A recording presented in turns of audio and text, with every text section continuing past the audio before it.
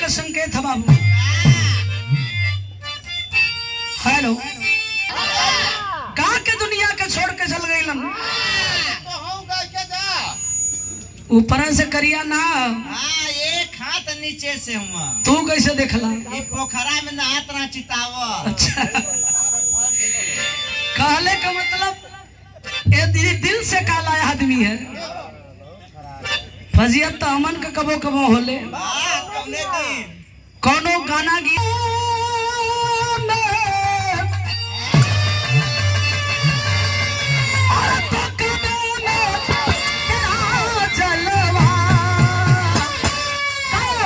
में नजारा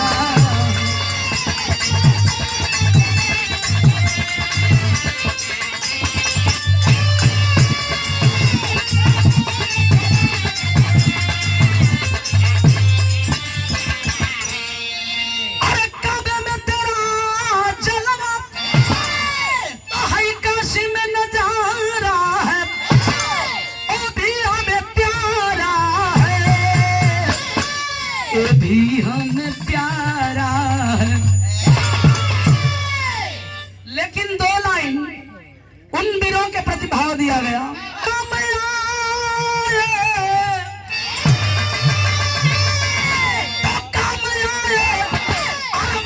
जीवनी सरहद जवानी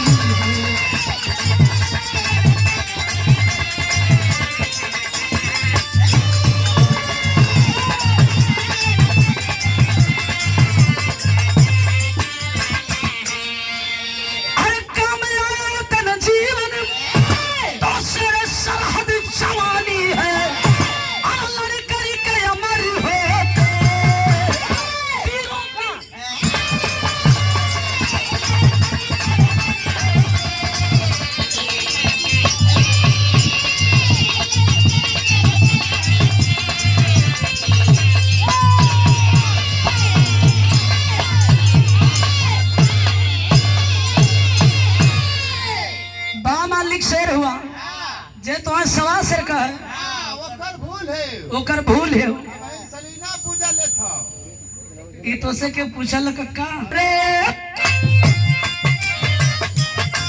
लंदन का ध्वजा फहरा रे आ गया है समय अनोखा तब लंदन भी थर्राया।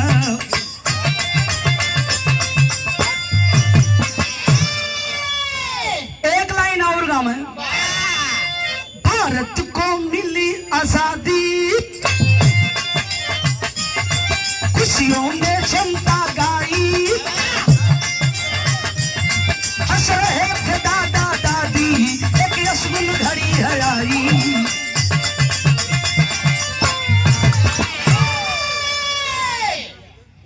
बारे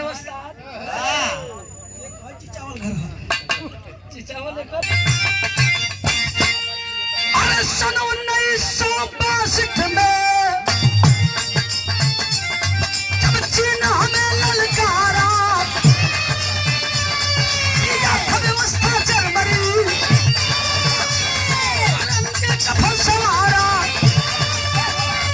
श्वास का गर्दन काटा धोखे से आगे आया इतना वतन हमारा गुनों का बादल छाया जिला चमोली तसली वाला हो गया है भर्ती वाला बस।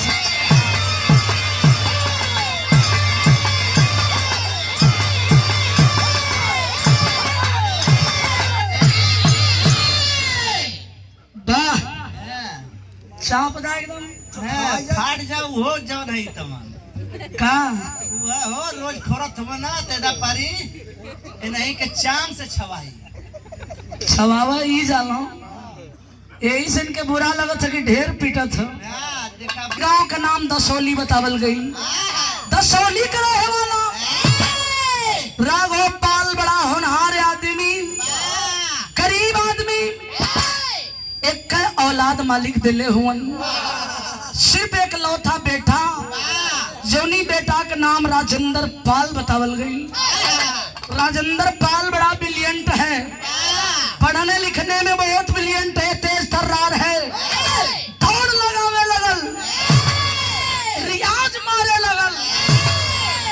भैया हो जब इंटर पास किया, पता चलल दोस्तन के साथ खुली भर्ती फौजियों की चल रही है, क्यों न अपनी किस्मत की आजमाइश कर लें। चल दिया बच्चों के साथ में, लाखों बच्चों की तांता लगी है, उसी बच्चों में लाइन में खड़ा हो गया।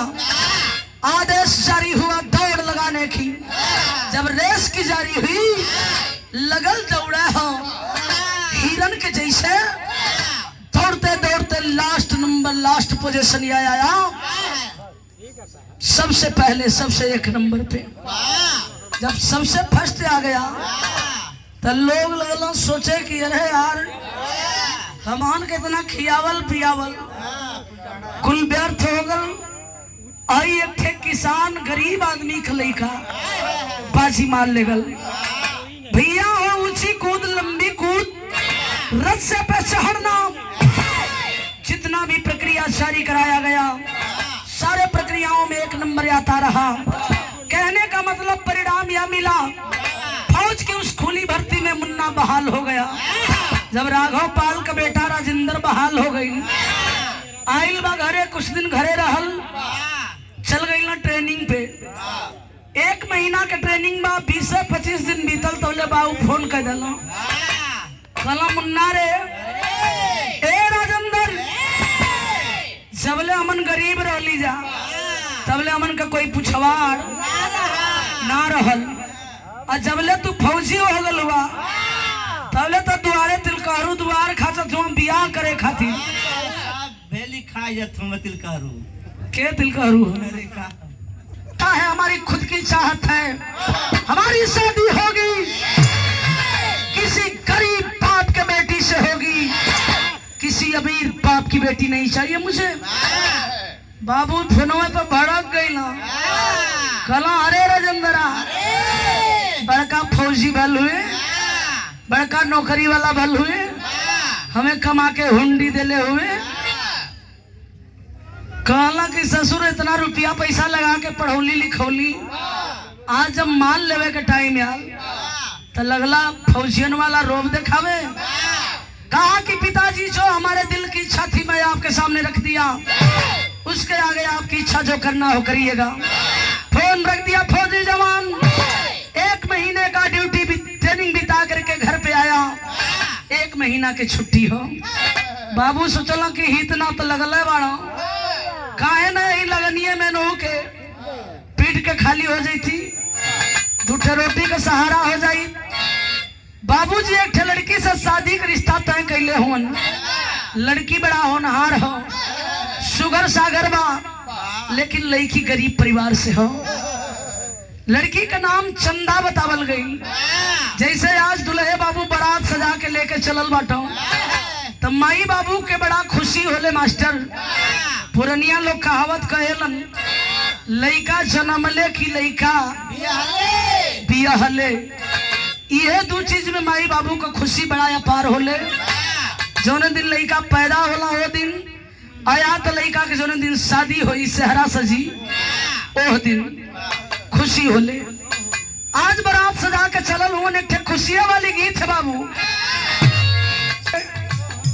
भूषण देखो हतिया मने मन गरियावतिया जाए दोगला, गईला तो परदेश से छा गईलो, आवे के तोरे पास समय नहीं खी मिलो। मेहरारू कहतिया मन करे सिलावट पे लोड़ा से,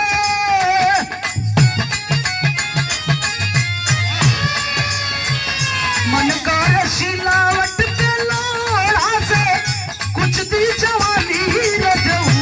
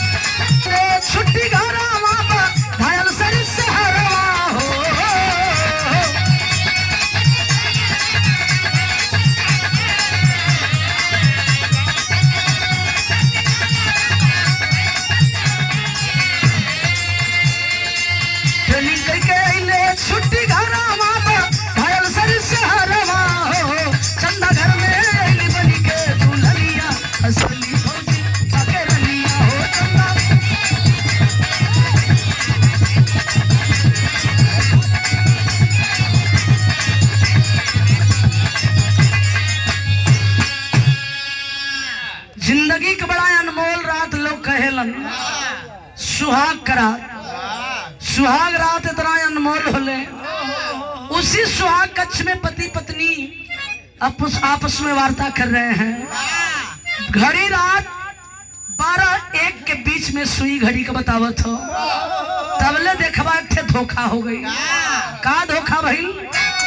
हरे डोगरा रेजिमेंट में रहले सिपाही, देखवा न चीना मार करेला तवाही।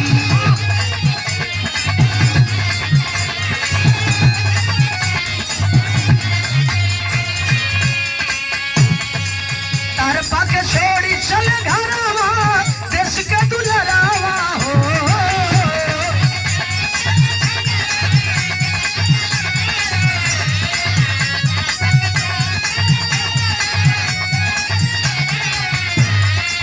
तार पाके छोड़ी चले घरवा, देश के दुलरावा हो। चंदा घर में अइली बनी के दुल्हनिया, हंसली फौजी पाके रनिया हो। चंदा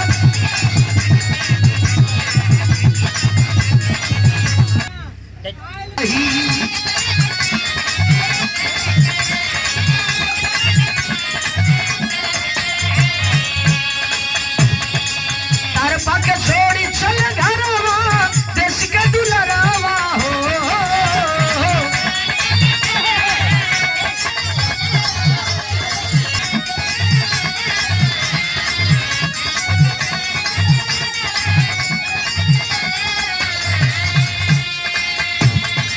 तार पाके छोड़ी चले घरवा, देश के दुलरावा हो। चंदा घर में अइली बनी के दुल्हनिया, हंसली फौजी पाके रनिया हो। चंदा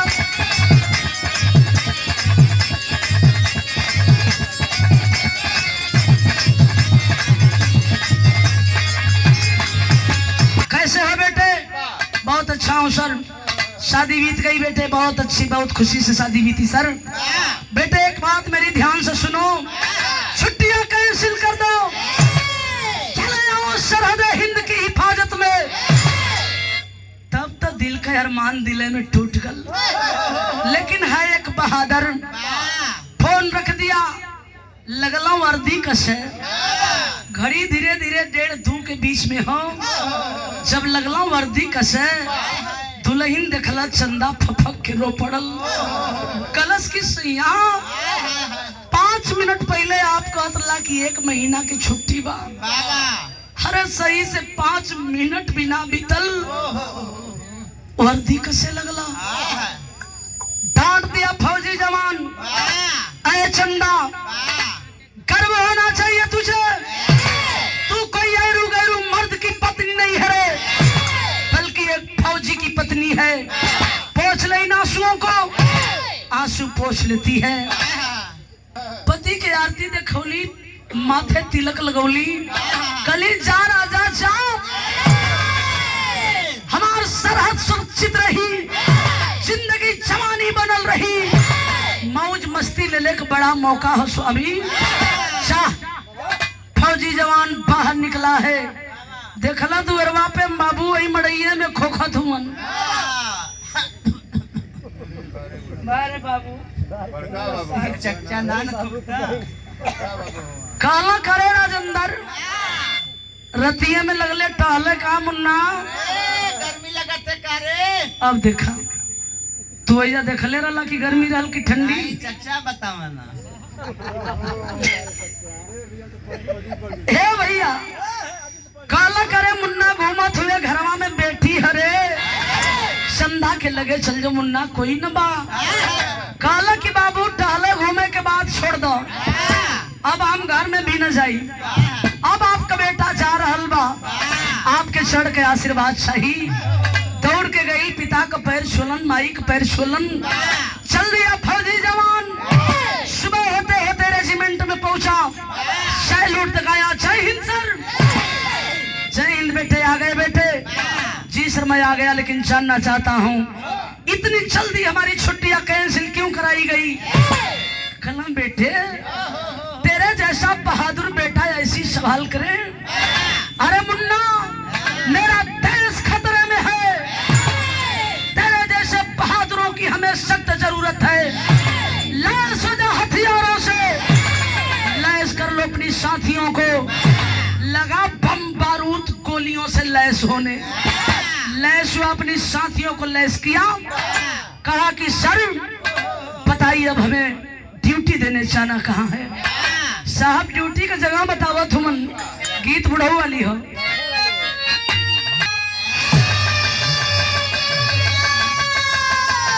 छोटी गोरिया, अरे छोटी गोरिया हो काहे रंग ले बाड़ू लाल लाल छोट गोरिया।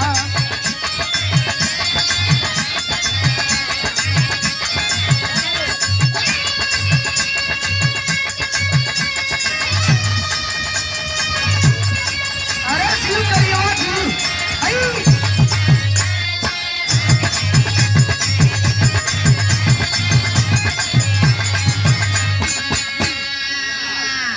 मुन्ना अरे तीन शक्कर पे हमला बोली, अरे तब चीनी टोलिया, अरे चीनी टोलिया हो पापी सीमा पे सन सन चलावे गोलियां।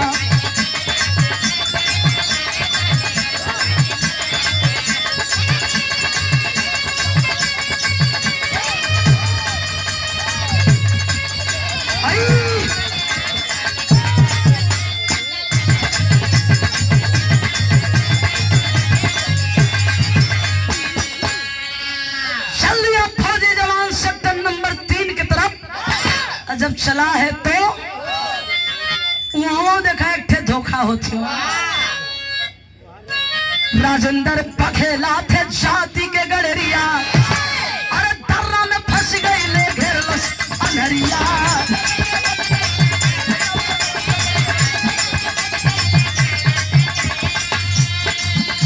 अरे तब खाना के तिरंगा बोले, इनकलाबी बोलिया, इनकलाबी बोलिया हो पापी सीमा पे सुन सुन चला गोलियां। आगे की तरफ बढ़ रहा है, पैरों तले जमीन पे ध्यान नहीं दिया। एकाएक दाहिना पैर एक दर्रे में फंसा, और जब दर्रे में फंसा तो इतना बुरा फंस गया कि लग रहा है वो अब निकलने योग्य नहीं रहा। कराने लगा जवान, सोचता है मन ही मन मेरे जवान मार दिए जाएंगे, हमें कुछ करना चाहिए। रेजिमेंट में तत्काल तार किया, आदेश हुआ। उस समय तार को स्वीकार कौन किए? मेजर जनरल शैलेंद्र राज। बोलते हैं बोलो जवान क्या खुशखबरी लाए हो? कहा कि सर खुशखबरी नहीं है, ये बहुत ही बड़ी दुख की घड़ी है। अपनी बात न बता करके कहा कि सर आतंकियों की टीम भारी पड़ रही है और कुछ जवानों को भेज दिया जाए, वरना मेरे गुनाह मेरे सारे भाई मेरे सारे साथी मार दिए जाएंगे। कुछ और जवान आए, मोर्चा संभालने में कामयाब तो हुए, लेकिन ए भैया सारे के सारे जवान वापस शिविर में आ गए। राजेंद्र पाल वापस शिविर में नहीं आया। सारे जवान सोचने लगे कि अरे हम सारे भाई सारे साथी वापस शिविर में आ गए, लेकिन अफसोस मेरा भाई राजेंद्र नहीं आया। अरे यार हम लोगों को पता लगानी चाहिए मेरा भाई कहाँ है, किस हालात में है। जब तक राजेंद्र पाल की तरफ खोजे चले लोग, सेक्टर नंबर 3 के ओर वहां का दृश्य देख लो। एक आतंकी के नजर उसी राजेंद्र पे गड़ी हुई। चीन का एक आतंकी 4-5 साथियों को लेकर गया, राजेंद्र को उस दर्रे से निकलवा लिया, निकलवा कर ले जाकर अपनी चीन के कस्टडी में कैद कर दिया। और जब कैद कर दिया तो यहाँ सारे जवान अपने आप को मायूसी बना लिए। आखिर मेरे जवान की न लाश मिली, न वर्दी मिली, न टोपी मिली, न ही हथियार मिला। मेरे जवान को धरती निकल गई या आसमान निकल गया, समझ में नहीं आ रहा है। पूरे शिविर में एक बार मायूसी छा गई। इतना ब्रिलियंट लड़का था, आखिर कैसे धोखा हो गया। यहाँ की बात यहाँ छोड़ दो। चीन का आतंकी एक ठे योजना पुनः बनावत हुआ। कौन योजना बनौलन, कैसन योजना हो? गीत हुआ हो।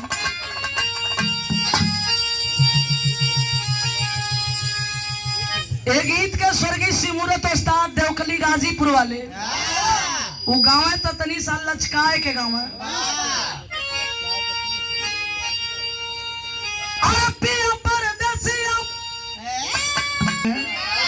सिमूरत उस्ताद का तनी अलग रहे। कैसे? सासु मारा ताना,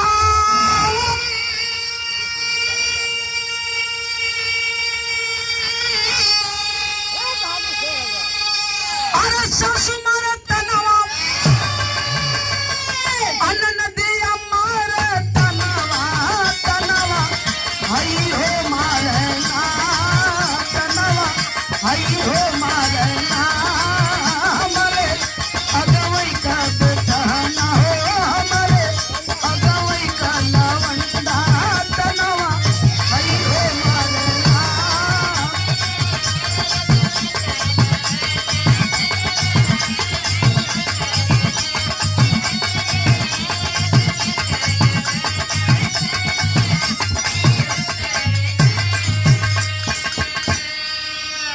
यही के जब उस्ताद गाँव है तो वो उठा के बाण मतीन छोड़ दे। कहे सासु मारा तनावा, अन्न दिया मारा तनावा, तनावा हई हो मारे, ओ तनावा हई हो मारे ना, तो हमारे आगे कह दे कहना तनावा हई हो। और तब छिन्ना चला दवाला, थारी जितले भेसावा देसावा, तोहरो लुट बहना देसावा, तोहरो लुट बहना, अपन गए भारत के नरसवा, तोहरो लुट बहना।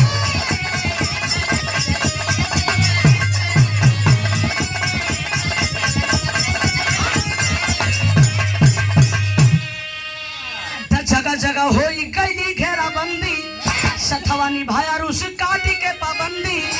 कहे भाईचारा वाला नहीं, अरे भाईचारा वाला नहीं, राखब लावल सवा दसवा, तोहरो लुट बहना, दसवा तोहरो लुट बहना।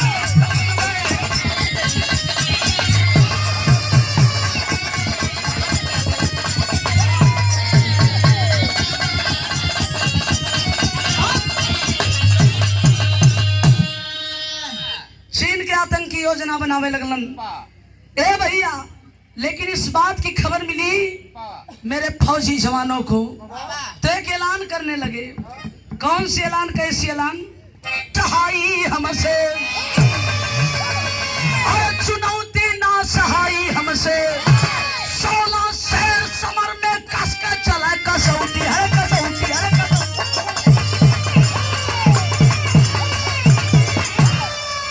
चुनौती ना सहाई हमसे, 16 शहर समर में कस के चले कसौटी। और ललकार उठी भारत माता, ललकार उठी भारत माता, अब क्यों देर लगाते हो? अजग जावतन के प्रहरी पाक टैंक पर तरह कर मचल उठा है पाकिस्तान, ध्वस्त किया है हमीद हंसकर बोला जय जय हिंदुस्तान। हमीद खान जो देश के बंटवारे के समय झंडा तिरंगा आसमां में फहराया, इनकलाब जिंदाबाद का नारा लगाया, आजादी मेरे देश को मिली। मेरा देश, एक मुल्क में दो मुल्क बने, एक देश में दो देश विभाजित हुए। जब बंटवारा भाई तो एक बना हिंदुस्तान और दूसरा बना पाकिस्तान। तो भैया ये आजादी की खुशी के मनावत हो? कहाँ मनावल जाता विदेशिया भाव?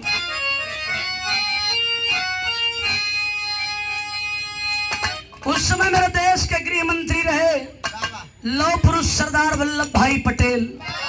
कहाँ खुशी मनावत हूँ? वल्लभ पटेल जी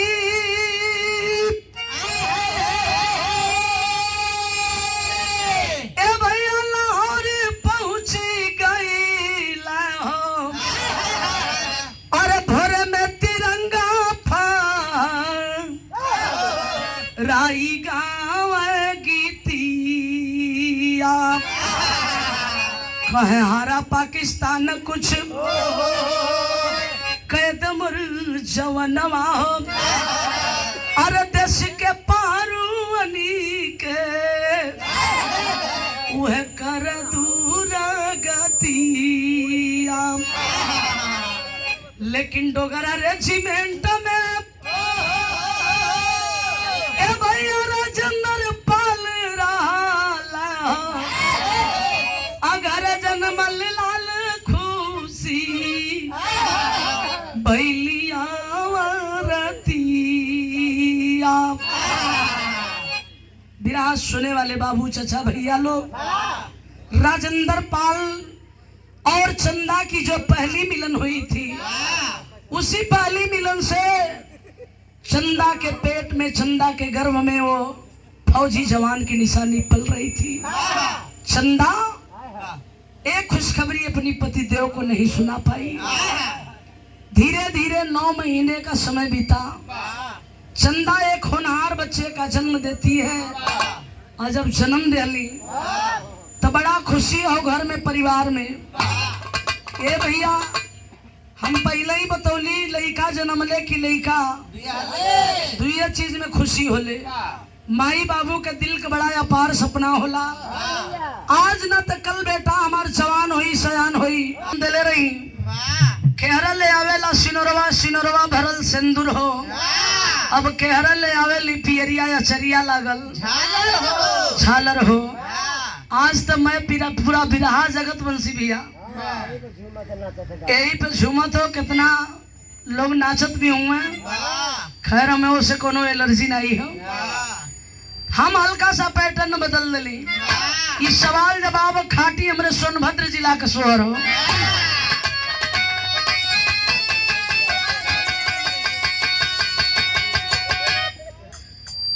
अरे मचियई बैठा सासू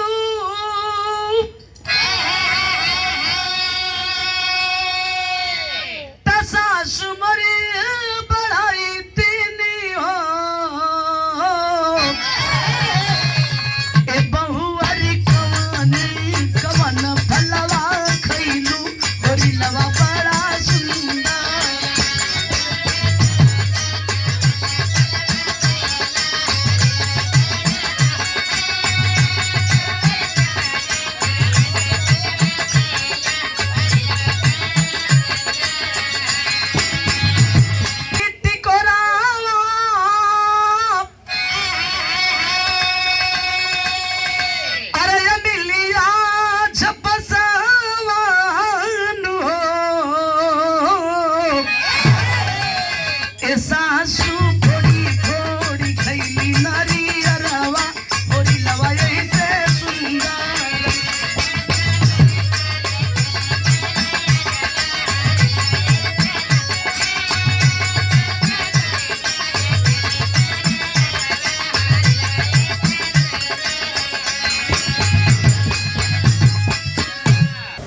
सम्राट कलाकार रहे स्वर्गीय दादा राम कैलाश। बड़ा मीठा गीत गावे, मिश्री से मीठ उनकर बोली लगे। कहें बिरहा सुने वाले,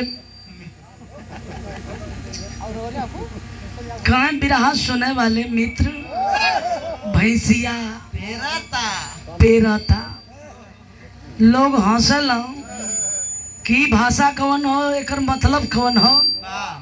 लेकिन नीक बात यो भाषा अपनी जिला जवार के अलग है। खाली कहले के उनके मतलब ही रहल, गैया भैंस खुटा में बांधल बाड़ी, अगर हरियरी चरी वरी काट के लिया के रख देबो आस पास में ओके देखाए लायक, तो खुटवा में ले तोड़ावे लगी। पगहा मजबूत रही मास्टर, तो ना कुछ पाई तो लगी खुटवा में घूम रहा है। वही के दादा कहे कि भैंसिया पेराता तू गाँव है। कह कि आजू तोहारे जनम हमें निहोरी लावा गजब निकला गई हो।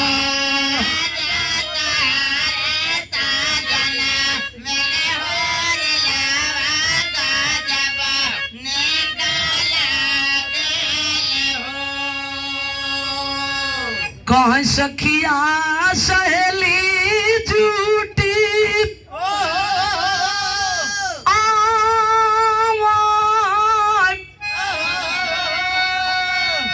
तसहारा सुनावई हो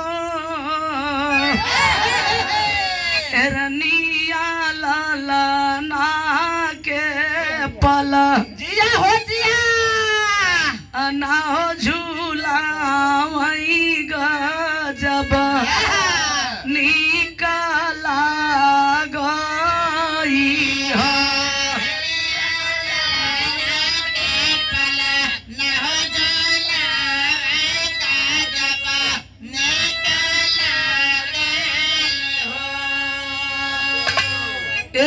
खोली ना जी आ गई बाटी बसंती का बोही है हम तो के बसंती के बहन नजर में आवत है हाँ तब का महेंद्र का बहिन हूँ उठौली तो पीट दली मर्दवा जोन होई बिहाने के देखल जाई हाँ एक तर भाई बहन दोनों जाने मरवावा लोग लोगन के बहन सारे गेट खुली जब आंगन में घुसिया तब पहिल का आंगन का खुशी देख के गाई कैसे गाई मास्टर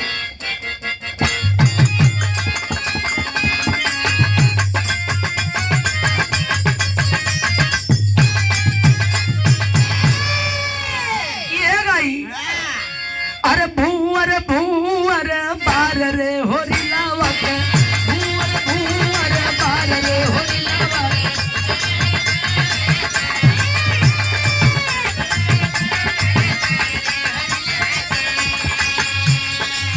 मेरे लाके मम्मी लागे श्री देवी होरी लाके मम्मी श्री देवी अरे होरी लाके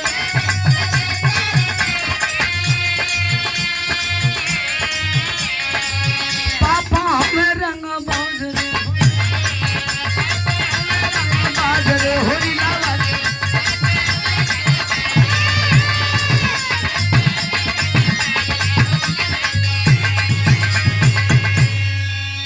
पहिल का गाले दूसर का तनी बदल ले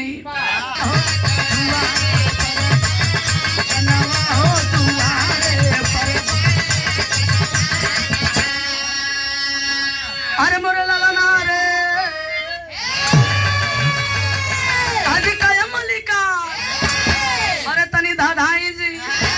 तनी बरसी अकावनी बैठल बानी कि हर मोरे लाला ना रे अनेक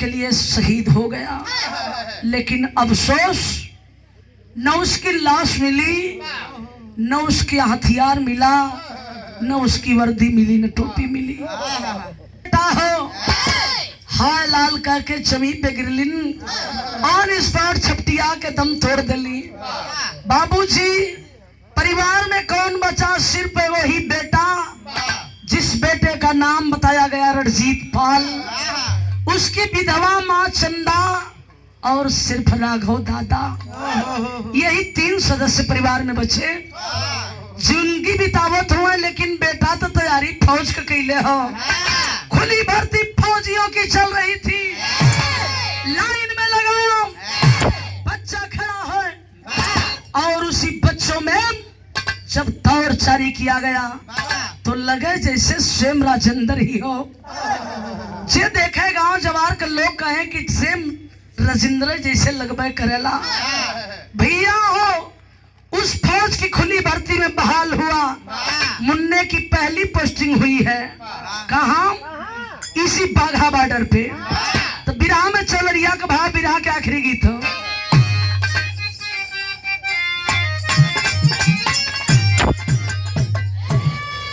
ताली ठोक के घर जय माई ताली ठोक के घर जय माई गाना नवा है जवानवा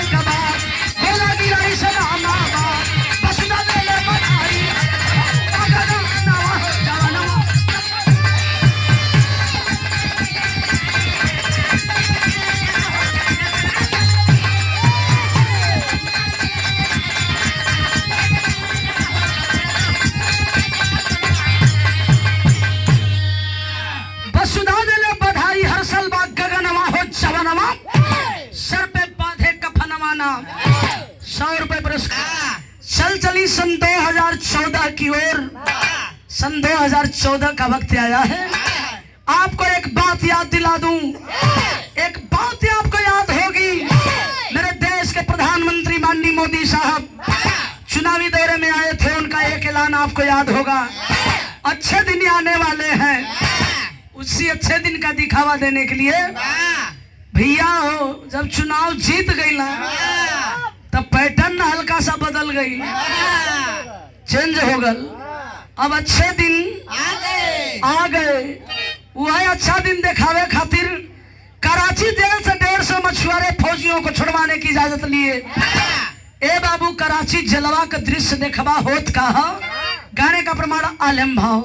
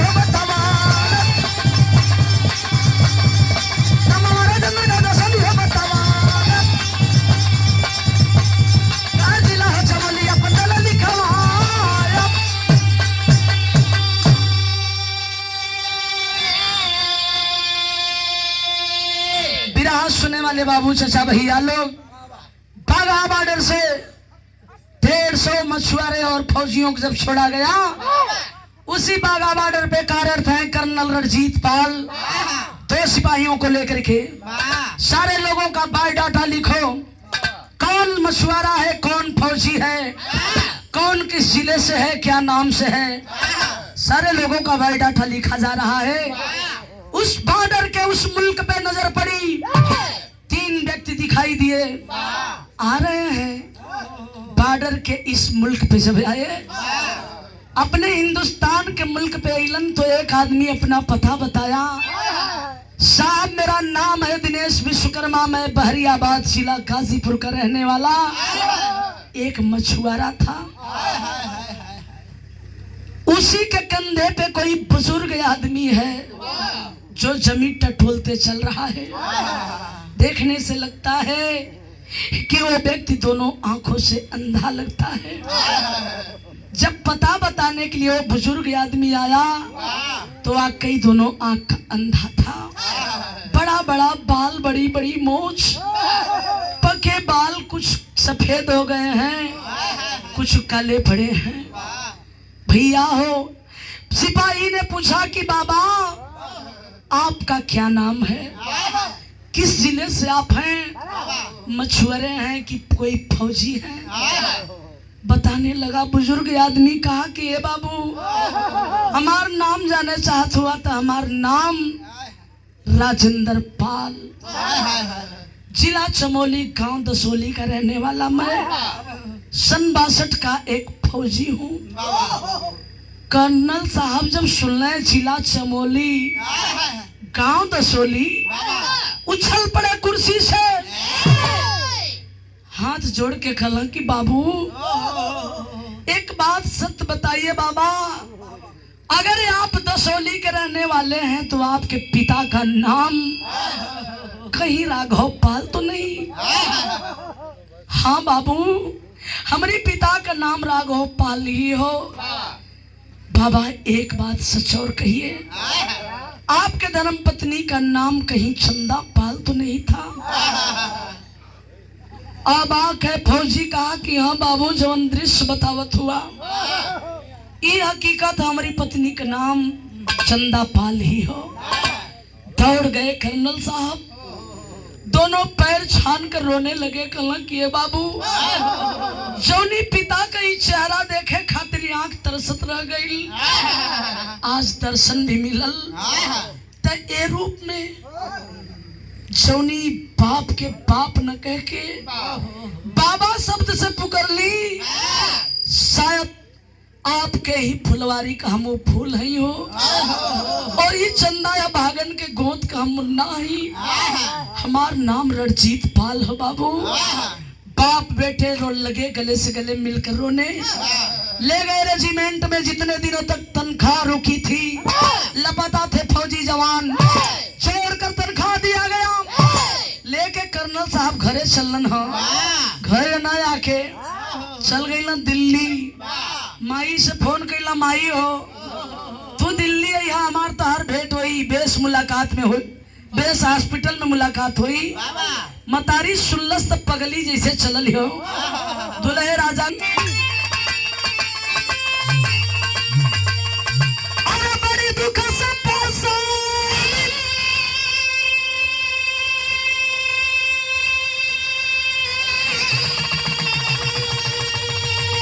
अरे मरे मतारी सजली, खेला विधवा बनी उमरिया मतारी बगाली।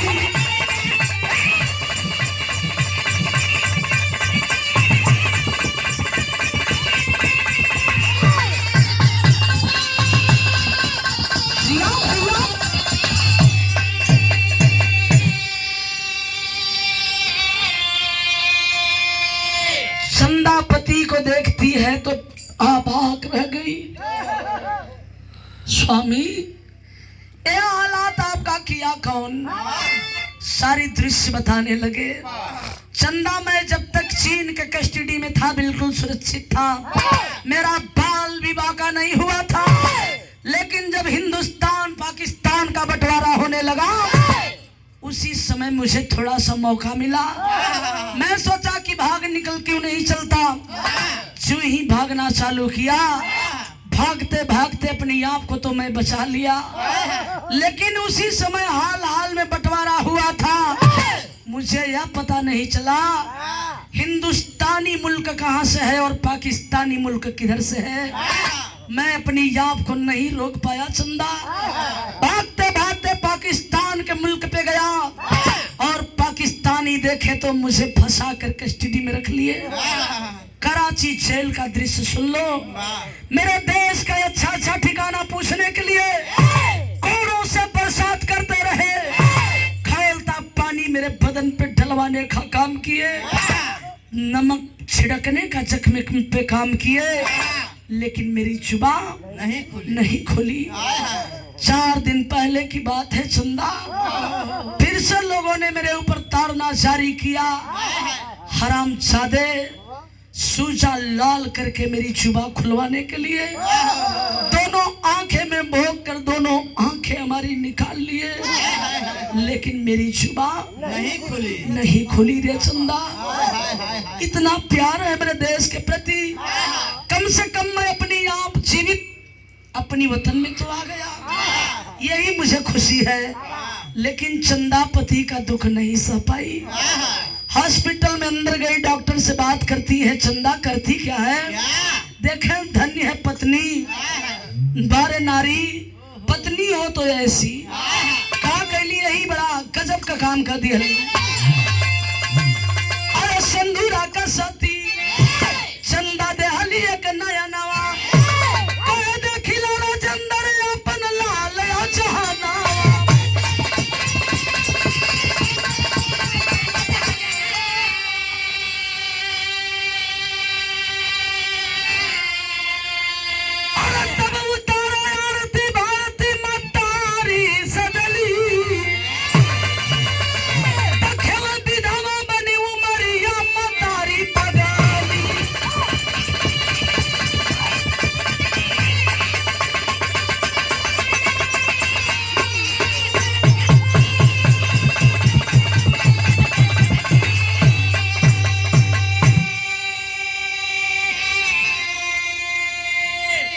चंदा अपनी आंख देकर पति को दाहिनी आंख रोपवाती है। समय अनुसार हॉस्पिटल से छुट्टी मिली, पति को लेकर बेटा कर्नल माँ और पिता को लेकर घर पहुंचे। माई बाबू को कुछ दिन सेवा सत्कार कैलन, पुनः अपनी ड्यूटी ज्वाइन कर लिए। भैया हो कोई कापोल काल्पनिक बात नहीं है। सन 2014 से लेकर आज सन 2023 चल रहा है। आज भी कर्नल रणजीत पाल उसी बाघा बॉर्डर पे कार्यरत है। ये कोई बनावटी बात नहीं है। जानते हैं क्यों? मेरे घर में भी खुद फौजी हैं। अभी अभी हमारे जेठ जी रिटायर होकर के इसी बाघा बॉर्डर से आए हैं, जिनके साथ में हर वक्त कदम से कदम मिलाकर चलने वाले थे। भाव है, हुआ क्या? विराम की ओर चला। गुरु बिहारी गुरु